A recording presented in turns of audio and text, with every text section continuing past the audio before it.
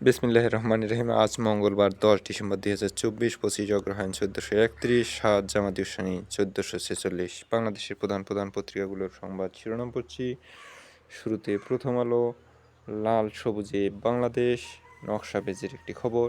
প্রথম আলো, পঞ্চম থেকে অষ্টম শ্রেণীর বইয়ে আসছে পরিবর্তন, শেষ হলো টেলর সুইফটের ঐতিহাসিক সফর, শীতের ওম মেখে পার্কে উদ্যানে। বাংলাদেশিদের জন্য ভিসা কেন্দ্র দিল্লি থেকে সরানোর অনুরোধ, ইইউ কূটনীতিকদের মধ্যে উপদেষ্টা।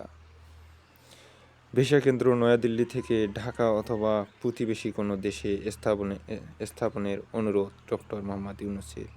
আসলে বাংলাদেশ থেকে বেশ কিছু দেশে ভিসা পেতে গেলে সেটা দিল্লি থেকে ভিসা নিতে হয়, ওটা দিল্লি থেকে স্থানান্তর করার জন্য অনুরোধ জানিয়েছে আমাদের প্রধান উপদেষ্টা।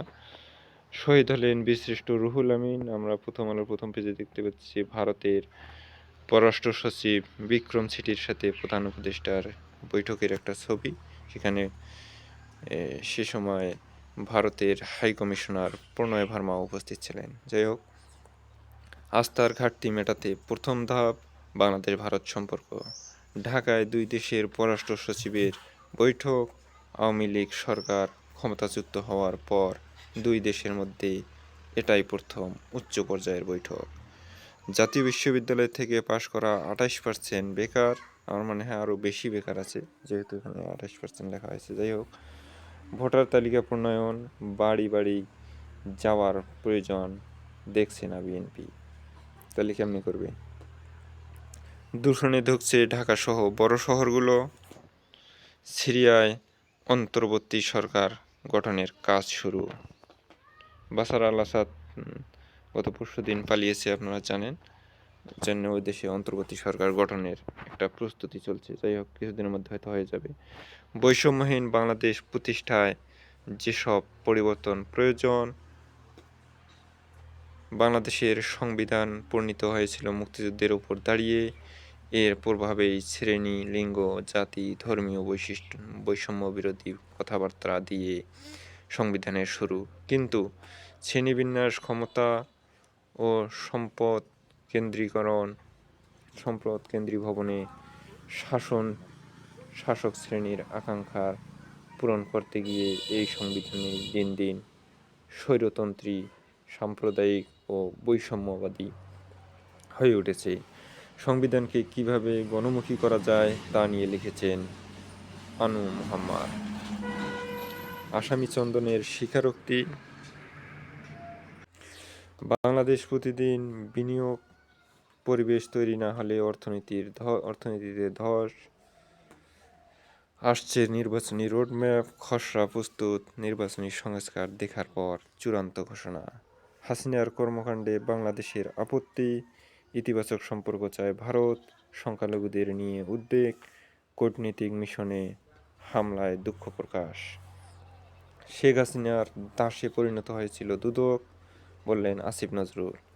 ঢাকা দিল্লি মেঘ সরানোর চেষ্টা, নির্বাচনে খুব বেশি সময় প্রয়োজন নেই, সংবাদ সম্মেলনে বিএনপি। ভিসা সেন্টার দিল্লি থেকে ঢাকায় আনার আহ্বান, ঢাকা থেকে আগরতলা লং মার্চ ঘোষণা, পশ্চিমবঙ্গে মুখোমুখি মমতা শুভেন্দু। জনতার দখলে আসাদের বাড়ি লুটপাট, উল্লাস। সামর্থ্য নেই 43% মানুষের, অপরিহার্য স্বাস্থ্যসেবা। লিটারে 8 টাকা বাড়ল সয়াবিন তেলের দাম। মানবাধিকার লঙ্ঘন ঐক্যবদ্ধভাবে রুখতে হবে, বললেন তারেক রহমান। আলিফ হত্যায় চন্দনের জবানবন্দি। মোটামুটি সব পত্রিকায় খবরটি এসেছে। পলক রিমান্ডে, নতুন মামলায় কামরুল, মেনন গ্রেপ্তার। নির্যাতন সইতে না পেরে বলছি, জাস্ট শুট মি। অনেকটাই নীরব ছিল মানবাধিকার কমিশন। আজ মানবাধিকার দিবস। আমরা চাই দেশটি স্বচ্ছতার ভিত্তিতে পরিচালিত হোক, জামাতের আমির।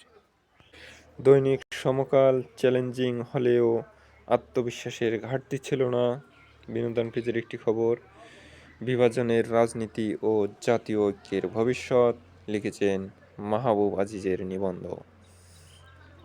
ডট নিয়ে ব্যাখ্যা। মিরাজ কি ডট বাবা হতে চাচ্ছে নাকি? দিল্লি থেকে ভিসা সেন্টার ঢাকা ও অন্য দেশে স্থানান্তর করুন। দিল্লি থেকে ভিসা সেন্টার ঢাকা বা অন্য দেশে স্থানান্তর করুন। অপতথ্য ঠেকাতে চাইলেন সহযোগিতা প্রধান উপদেষ্টা। খোলামেলা আলোচনায় ছাড় দেয়নি কোনো পক্ষই। দুদক বিচার বিভাগ শেখ হাসিনার দাসে পরিণত হয়েছিল। দাম বাড়িয়ে সয়াবিন তেল বাজারে। সিরিয়ায় একসঙ্গে আশা ও শঙ্কা। শেখ হাসিনা ও রেহেনার ব্যাংক হিসাব তলব। দৈনিক আমাদের সময় আপত্তি নেই তামান্নার। তোমার আপত্তি কি? যা বলে তাতেই রাজি তোরা। বিশ্বাসের ঘাটতি কমিয়ে এনে ইতিবাচক সম্পর্কের প্রত্যয়। ভিসা সেন্টার দিল্লি থেকে স্থানান্তরের অনুরোধ। ব্যবসায়ীদের চাপে দাম বাড়ল ভোজ্য তেলের। দুদক ও বিচার বিভাগ হাসিনার দাস ছিল। আসিফ নজরুল। বাশার উৎখাতের রাজনৈতিক ময়নাতদন্ত। সিরিয়ায় গঠিত হচ্ছে অন্তর্বর্তী সরকার। ভিন্ন মাত্রায় বাংলাদেশে মানুষের অধিকার। অন্যায়ের প্রতিবাদ কখনো থেমে থাকা উচিত নয়। তারেক রহমান। র্যাবের বিলুপ্তি চায় বিএনপি। 5 ব্যাংকেই খেলাপি ঋণের 54%। অর্ধশত বিচারক কর্মকর্তার তদন্ত চেয়ে রিট। জুলাই গণ অভ্যুত্থানের খবর। শহীদ রাসেলের মেয়ে এখনও খুঁজছে বাবাকে। হেলিকপ্টার থেকে ছোড়া গুলিতে জীবন তছনছ রনির। মুসলিম নির্মূলে গণহত্যা চালাচ্ছে ইসরায়েল। 15 বছরে রাজনৈতিক পরিচয়ে 90,000 পুলিশ নিয়োগ। কোনো বিদেশি কোম্পানি জমা দেয়নি দরপত্র। সাগরে তেল গ্যাস অনুসন্ধান। দৈনিক কালবেলা পুলিশ নিয়ে ডিসিদের একগুচ্ছ ভাবনা। সম্পর্কের কালো মেঘ দূর করতে একমত বাংলাদেশ ভারত। নরম গরমে কড়া Dhaka. EU visa centre Delhi থেকে সরানোর অনুরোধ। দুদক বিচার বিভাগ শেখ হাসিনার দাসে পরিণত হয়েছিল। সাবেক প্রধানমন্ত্রীর বক্তব্যের বিষয়ে ভারতের দৃষ্টি আকর্ষণ করছি। বাংলাদেশের সঙ্গে গঠনমূলকভাবে সম্পর্ক এগিয়ে নিতে চায় ভারত। যেভাবে ব্যাংক হিসাব ফ্রিজ হচ্ছে তা আইনসিদ্ধ নয়। ফরিদপুরের শিশুকে জ্যান্ত কবর দেওয়ার চেষ্টা। আসলে এটা ন্যাক্কারজনক ঘটনার তীব্র নিন্দা জানাচ্ছি আমরা। সংস্কার শেষে নির্বাচনের জন্য 3 থেকে 4 মাস যথেষ্ট। মধ্যপ্রাচ্যে রাশিয়া ইরানের কর্তৃত্বে বড় আঘাত। লিটারে 8 টাকা বাড়ল সয়াবিন তেলের দাম। নয়াদিগন্ত ভিসা সেন্টার দিল্লি থেকে সরিয়ে ঢাকায় বা প্রতিবেশী অন্য দেশে স্থানান্তরের অনুরোধ। অর্থনৈতিক শুমারি শুরু আজ। পাকিস্তান বাহিনীর আত্মসমর্পণের প্রস্তুতি। মংডুতে বাংলাদেশ সীমান্তের শেষ বিজিবি ঘাঁটির পতন। আরাকান আর্মির সংঘাতে আবারও রোহিঙ্গা ঢলের আশঙ্কা। মানবাধিকার লঙ্ঘনের বিরুদ্ধে এক হয়ে রুখে দাঁড়াতে হবে তারেক রহমান। গোলান মালভূমির বাফার জোনে ইসরায়েলি সেনা মিশরের নিন্দা। দিল্লিতে রাজনৈতিক দ্বন্দ্বের কেন্দ্রে ফের রোহিঙ্গা। দ্বিপক্ষীয় সম্পর্ক জোরদারে আগ্রহী ভারত। প্রথম প্রান্তিকে বাজেট বাস্তবায়ন 12%। সুদ পরিশোধেই অর্ধেকের বেশি চায়। দৈনিক যুগের আলো। পাচারের টাকায় দেশকে অস্থিতিশীল করার চেষ্টা করা হচ্ছে। ইইউ রাষ্ট্রদূতের ডক্টর ইউনূস। অন্তর্বর্তী সরকারের সঙ্গে গভীরভাবে কাজ করতে আগ্রহী ভারত, বললেন বিক্রম মিশ্রি। বেগম রোকেয়ার দেখানো স্বপ্ন বর্তমান সমাজে প্রতিফলিত হচ্ছে। বাংলা একাডেমির মহাপরিচালক। গতকাল বেগম রোকেয়া দিবস ছিল। ডিসেম্বর। বেসরকারি খাতের উন্নয়নে 1190 কোটি টাকা অনুমোদন এডিবির।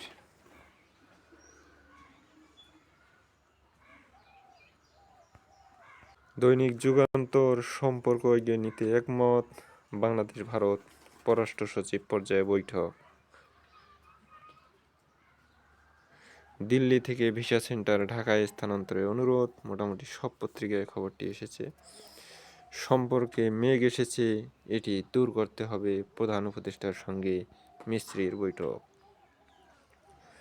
সমুদ্র বন্দরের বৈশিষ্ট্য হারাচ্ছে পায়রা, অন্যায়ের বিরুদ্ধে প্রতিবাদ থেমে থাকা উচিত নয়, তারেক রহমান।